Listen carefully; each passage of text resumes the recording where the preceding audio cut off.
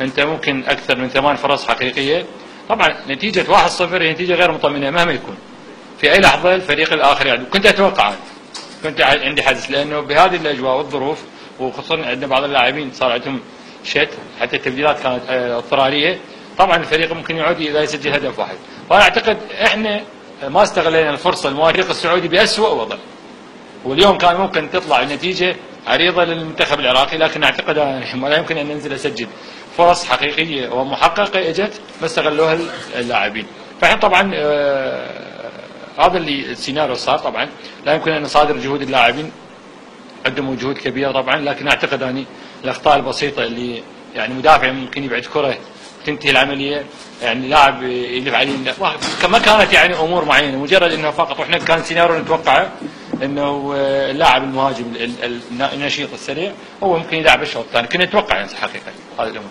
فالشوط الثاني لا، ما كان كل تراجع، لكنه حاله طبيعيه انه يجب ان تحترم الفريق الاخر وتتعامل. الشوط الثاني جتنا فرص، لو تحسب الشوط الثاني كم فرصه حقيقيه جتنا، من كنا 1-0 ومن كان الوضع طبيعي احنا نرجع ندافع، هم جتنا فرص وما استغليناها. فانا اعتقد اليوم كانت المباراه متناول اليد، واحنا انطيناها للفريق السعودي.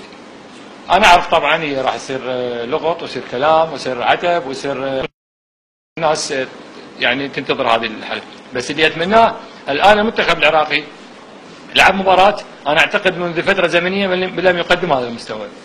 انا مش على كلامي، صار فتره زمنيه احنا ما لاعبين بهذا المستوى، ووصول الى مرمى الفريق الاخر بسهوله وضياعه فرص. قلت لك اليوم المفروض كان اليوم تطلع بنتيجه عريضه، والفريق السعودي ممكن يطلع بنتيجه يعني لم يتوقعها الجمهور السعودي، لكن هذا حال كره القدم. اعتقد اذا لم تستغل فرص في اي لحظه يعود الفريق الاخر.